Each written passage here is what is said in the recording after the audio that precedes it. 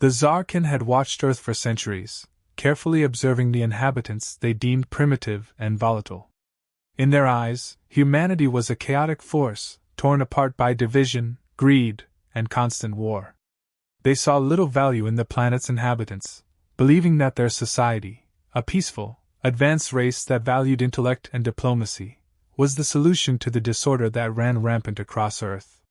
For the Zarin, the path to peace was clear: subjugation. They believed that by conquering the Earth, they could end the suffering of humanity and guide them toward a higher, more harmonious existence. They didn't come to Earth to destroy, but to civilize it, to unite the fractured species under a single banner of peace. The Zarin had no true understanding of the depths of human survival instincts, nor did they see any reason to fear the planet's inhabitants.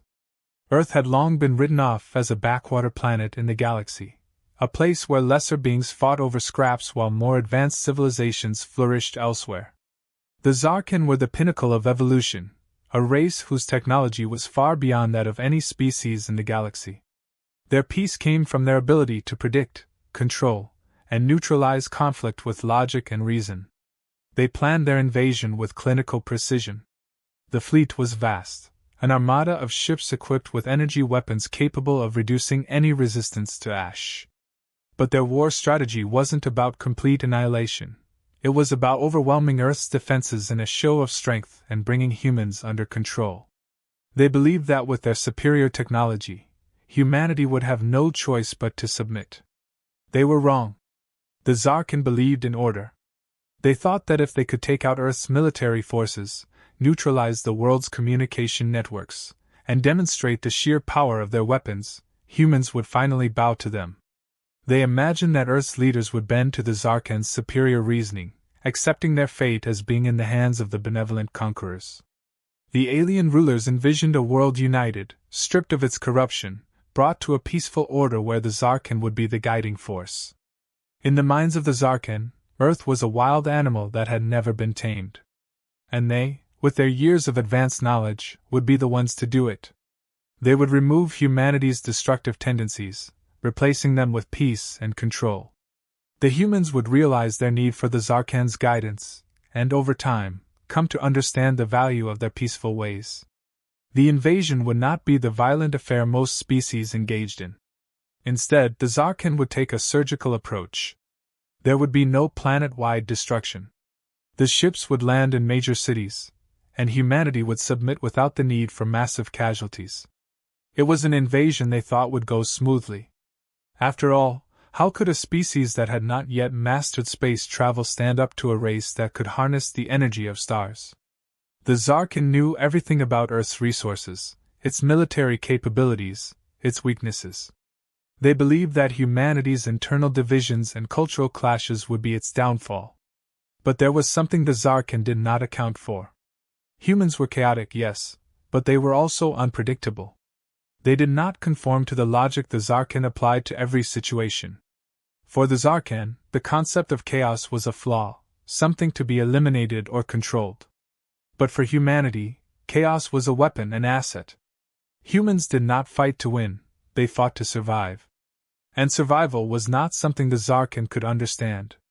The Zarin believed their high-tech ships and weapons would destroy any form of resistance. They were confident their superior intellect could predict every move of humanity. But what they didn't realize was that Earth's greatest weapon wasn't its technology, its resources, or even its military. It was the fierce, unpredictable spirit of its people. The more the Zarin tried to control the situation, the more they realized they were facing something beyond their comprehension. As the first wave of Zarin ships entered Earth's atmosphere, they quickly began their systematic assault.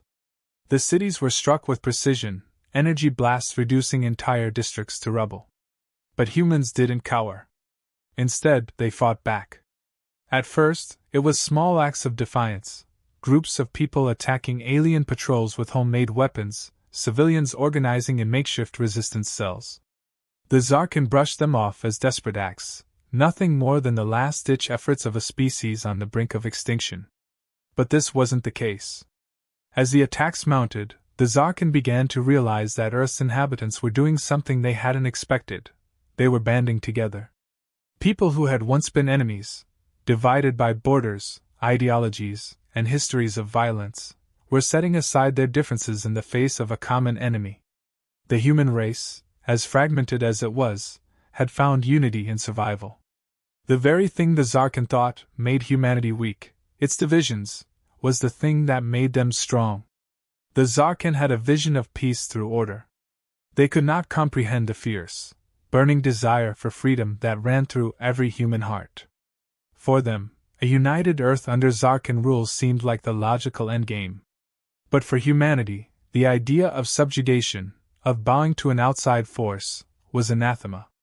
The very thought of losing their autonomy, their ability to govern themselves, struck a deep chord. It was a feeling the Zarin could not understand. To them, submission was the path to peace. But for humans, submission was a death sentence to their very identity. As the conflict dragged on, the Zarin grew increasingly frustrated.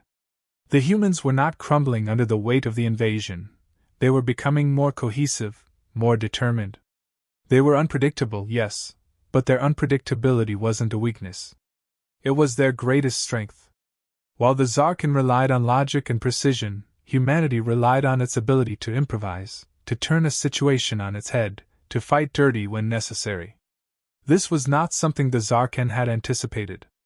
Their attempt to control Earth had turned into a struggle for survival, a struggle that would soon reveal how dangerous humanity truly was.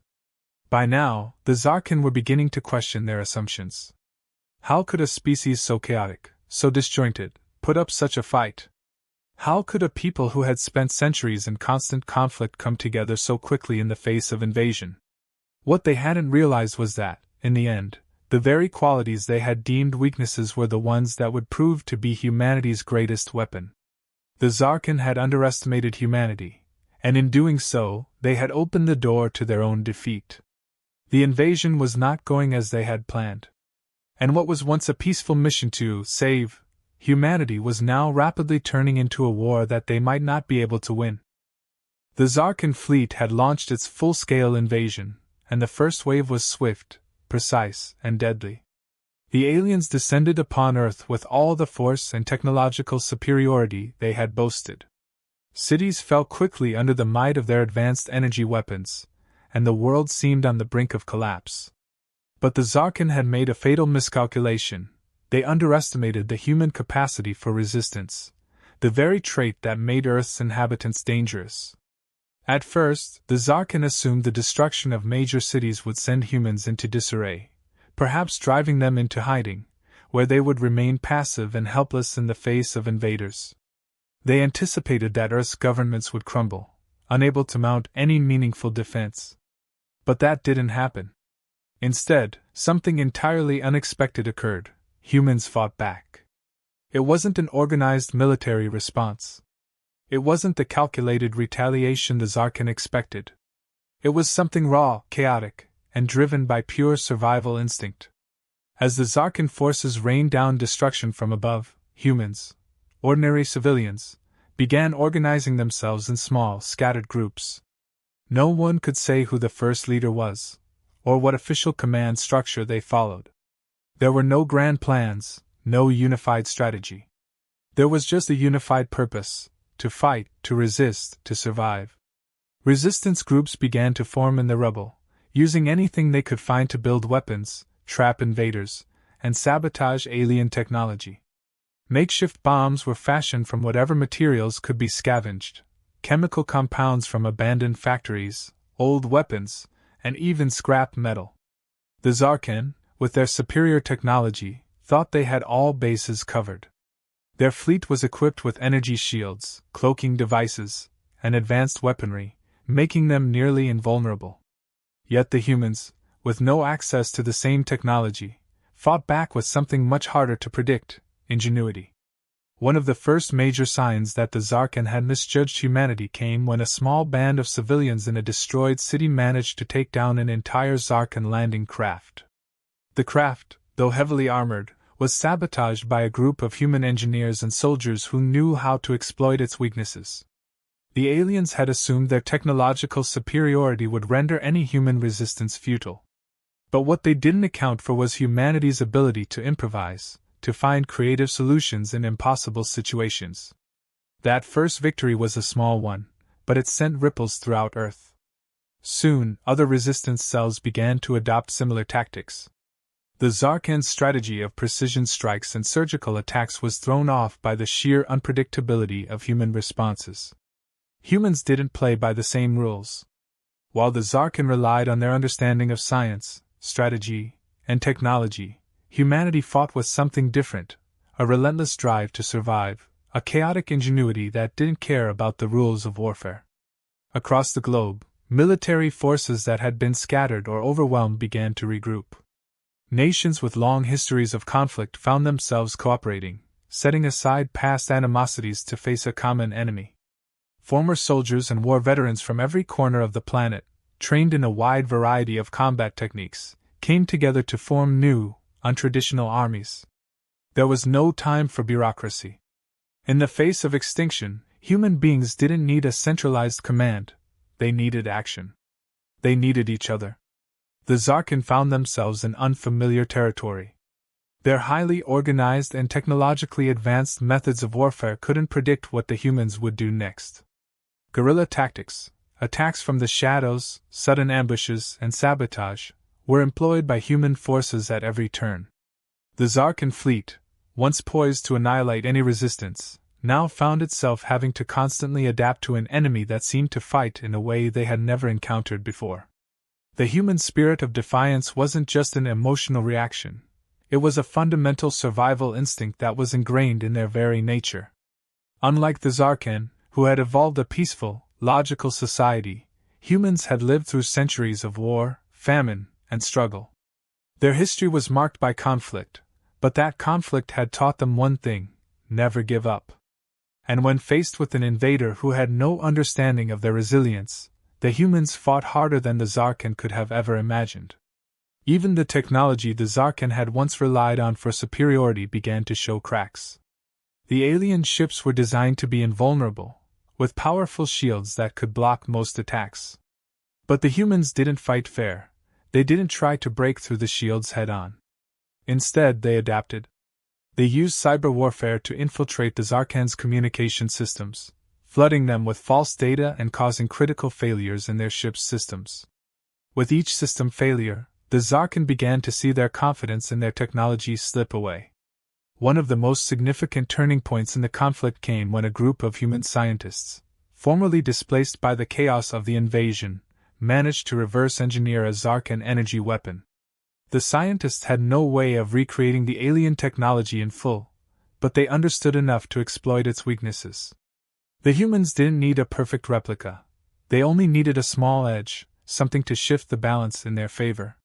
The aliens had no idea that humans could think on such a scale.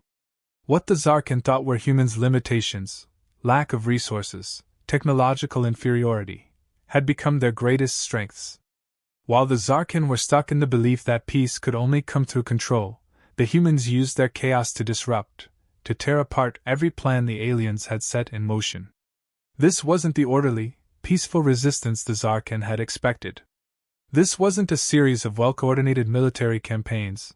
They were facing a wildfire of resistance, unpredictable, uncontained, and ever-growing. In their desperation, the Zarkan began to make mistakes. They sent in more ships, more troops, hoping that sheer force would overcome the human resistance. But with every increase in force came an increase in resistance. Human cells spread across the planet like wildfire, organizing, communicating through encrypted channels, using guerrilla tactics to draw out the alien forces. With each small victory, the humans grew bolder. The Zarkan's strategy, based on the assumption that they could break humanity's will with overwhelming force, was failing. The resistance didn't follow traditional military protocols. It wasn't about strategies or battlefield victories. It was about human survival. The human drive to protect their homes, their families, and their way of life became the most potent weapon in the fight against the invaders. While the Zarkan believed they were winning, humanity was slowly turning the tide. What they thought was the beginning of the end for Earth was only the beginning of humanity's true fight. This was not the peaceful submission the Zarkan had envisioned. This was something they could not control, something they could not predict. The invasion was no longer just a military campaign, it was a clash of ideologies, and the Zarkin were discovering just how dangerous it was to underestimate the power of chaos. As the battle raged on, the invaders realized that Earth was not a simple conquest, it was a war for survival. And this was a war humanity was ready to win. The situation was becoming increasingly dire for the Zarkin. They had underestimated humanity's resilience, and the small acts of resistance they had initially brushed off were now turning into a full-scale rebellion. As the conflict dragged on, it became apparent that the humans were adapting faster than the Zarkin could manage. What was once a well-calculated campaign to civilize Earth had morphed into a chaotic struggle for dominance, a struggle that was not going in the Zarkin's favor. Despite their overwhelming technological advantage, the Zarkin were slowly realizing that Earth's strength was not in its weapons or military might. It wasn't even in the advanced technology that humans were starting to repurpose against them. The true strength of humanity lay in its unpredictability, its ability to adapt and improvise when faced with extinction. The Zarkin had believed that their superior intellect and calm, logical approach to problem-solving would easily overcome any resistance. But they were wrong. As the war continued, the Zarkin began to question their understanding of what made a species truly advanced. For centuries, they had built their society on logic, order, and control. They had evolved to be a peaceful race, one that believed in the eradication of conflict through force and unity. Yet, every encounter with humanity challenged this worldview. The humans were not logical. They didn't follow the rules. They didn't accept their fate. Instead, they fought with passion, with desperation, and with an unrelenting drive to survive. These traits that the Zarkin considered flaws, had now become their greatest strengths. The war shifted gears when a human resistance leader, a former military strategist, revealed a shocking truth to the Zarkin. The humans had been preparing for an invasion like this for centuries. Their chaotic world, filled with wars, tensions, and conflicts, had never been a weakness, it had been a form of evolution. The very things the Zarkin had dismissed, human greed, pride, and violence, had served as catalysts for the human race to constantly innovate and adapt. Human survival had never been about a single battle, a single strategy. It had always been about outlasting the odds, about fighting through adversity, and about finding new ways to adapt when all seemed lost. The resistance leader revealed how, over centuries, humans had developed an ability to think outside the box, to use unconventional methods and technologies to win. Their chaotic history had driven them to create new forms of combat, new ways of building weapons, and new methods of communication, methods that the Zarkin could not have anticipated. The humans had created alliances that crossed borders, uniting even the most divided nations in the face of a common enemy. The social and political fractures that had once been their greatest weaknesses were now being transformed into the very fabric of their resistance. What the Zarkin failed to understand was that humans, despite their imperfections, were capable of something that no other species in the galaxy had ever done. They could adapt to any situation. When faced with an unbeatable foe, humans didn't retreat, they fought back. And they fought dirty. The Zarkin, with all their advanced technology, were forced to play by a set of rules that humans were constantly rewriting. Guerrilla warfare, misinformation, and sabotage became their most effective weapons. As the invasion wore on, the Zarkin's confidence began to waver. What they had expected to be a short, controlled war had dragged on longer than they had ever imagined. They had overestimated their superiority and underestimated the human will to survive. The humans had become more resourceful, more determined. They were now targeting critical infrastructure, not just military installations, but the very systems that the Zarkin had relied on for coordination and control. Their command and communication networks, once considered unbreakable, were now vulnerable to the human resistance's constant cyber attacks and disruption. The Zarkin's carefully planned strategies began to unravel. Their leaders, once so sure of their victory, now found themselves in an increasingly difficult position. The human resistance had forced them into a corner, and the more they tried to tighten their grip, the more the humans slipped through their fingers. It was no longer about military power, it was about intelligence, adaptability, and willpower. The Zarkan, despite their superior technology and advanced tactics, had never faced an enemy like this before. The turning point came when a human resistance cell, operating deep within a Zarkan-occupied city, managed to infiltrate a key command center. Using a combination of brute force and tactical deception, the cell planted a virus in the Zarkan's central system. The virus, though simple, was designed to disrupt the flow of information and create confusion among the alien commanders. It worked. Within hours, the Zarkan's ability to communicate with their forces was crippled. Their fleets were scattered, unable to coordinate their movements.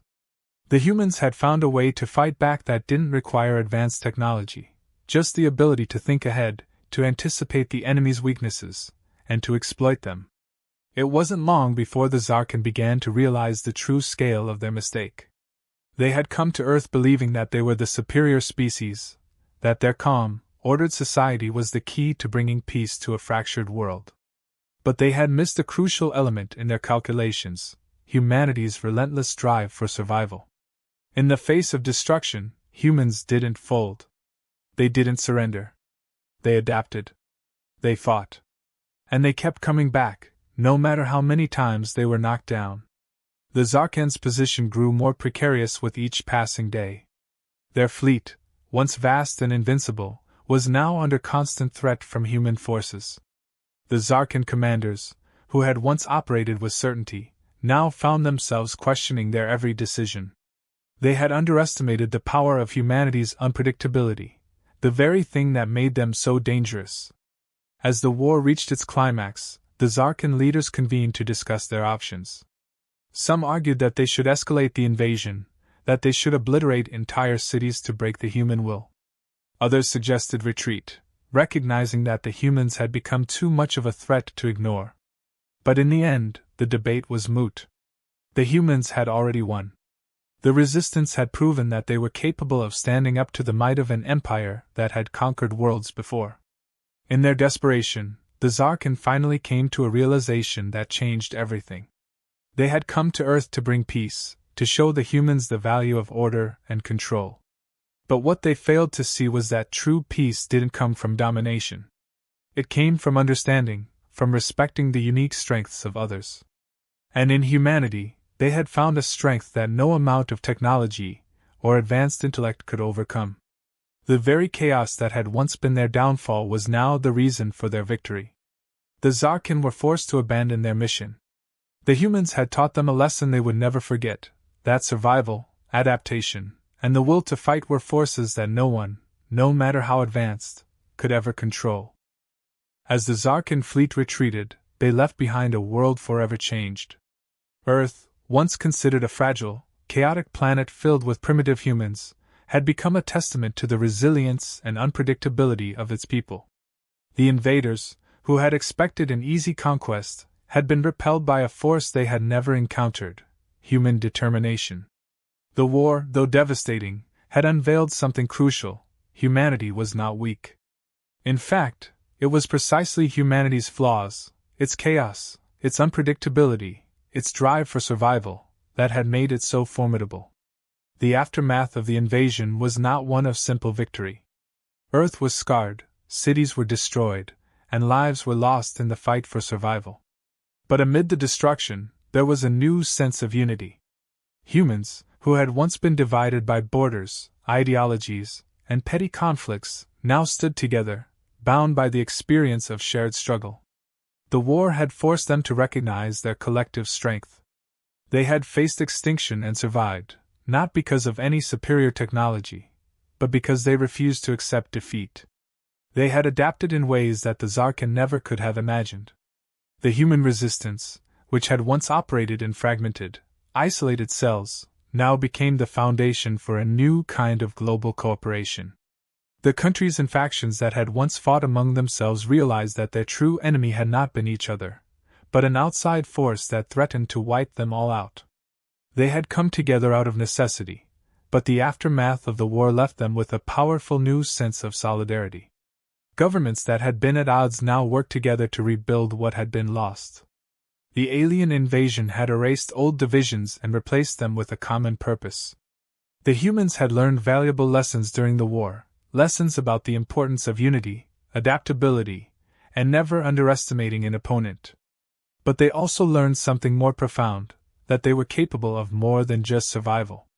They were capable of thriving. The chaos and conflict that had once plagued their world had pushed them to innovate, to adapt, and to fight. What had once been seen as humanity's greatest flaw, their chaotic, imperfect nature, had become their greatest strength. For the Zarkan, the retreat from Earth was not just a military failure, it was a moral reckoning. The Zarkan had believed that their advanced, peaceful civilization was the pinnacle of evolution. They had come to Earth with the intention of saving humanity, bringing peace by force. They had underestimated the power of the human spirit and the importance of diversity. The Zarkan learned, perhaps too late, that there is no singular path to greatness, no one true way to achieve peace. In trying to impose their vision of peace on Earth, they had failed to understand that peace does not come from control, it comes from respect for the strength of others. Humanity had shown them that in the most painful way. The human victory was not without cost. The scars of the war would remain, both physical and psychological. But in the long run, humanity would rebuild, and it would do so with a new sense of purpose. The invasion had changed the course of history. No longer would Earth be seen as a weak, vulnerable planet. The Zarkan had given humanity a gift, though one born out of violence and destruction. They had forced humanity to awaken to its true potential. As Earth began the slow process of recovery, the humans realized that their true battle was not against the Zarkan alone, it was against complacency. The war had reminded them of the dangers of underestimating their own strength. They had been complacent, living in a world where they had taken their peace and stability for granted. The invasion had shattered that illusion. The humans now knew that they could never let their guard down again, that they had to keep fighting not just for survival, but for progress. The global community began to invest in new technologies, not to wage war, but to ensure that Earth could never again be caught unprepared. The alien technology left behind by the Zarkan was studied, analyzed, and repurposed to advance humanity's scientific knowledge. The humans now understood that they were no longer isolated on their small planet. They were a force in the universe, a force capable of defending themselves against any threat. The history of their survival against the Zarkan would serve as a warning to anyone who dared to underestimate Earth again. But while humanity rebuilt its cities and repurposed alien technology, they also began to ask deeper questions about their place in the universe. The Zarkan, though defeated, were not the only alien species out there. Earth had seen what an advanced civilization could do. They had witnessed firsthand the destructive power of those who believed they knew better. Would other species look to Earth with the same arrogant eyes as the Zarkan? Humanity knew that they could no longer afford to be naive. The survival instinct that had driven them through the invasion would now drive them toward a new goal, preparation for whatever the future might hold. The human leaders, both political and scientific, began to forge alliances with other alien species, reaching out to those who shared their belief in peace through mutual respect. They understood that their own survival was not enough. They needed to ensure that Earth's future was secure, that their lessons from the war would not be forgotten. As they reached out into the stars, they carried with them the understanding that peace cannot be imposed, it must be earned, respected, and shared. The story of the Zarkan invasion would become a legend, told for generations to come. It would be a story of how humanity rose from the brink of destruction, how they refused to submit to a superior force, and how they demonstrated that their greatest strength lay not in their technology, but in their unpredictability and unyielding will to survive. In time, it would be remembered as the moment when humans proved to the universe that no matter how powerful the enemy, no matter how overwhelming the odds, humanity would always find a way to fight back, and they would never be underestimated again. As humanity looked to the future, they no longer saw themselves as a fragile species on the edge of the unknown. They were not the weak, divided people the Zarkan had once believed them to be. They were survivors. They were a force. And now, they were ready to show the galaxy what it meant to be human. The invasion was over, but the real journey was just beginning.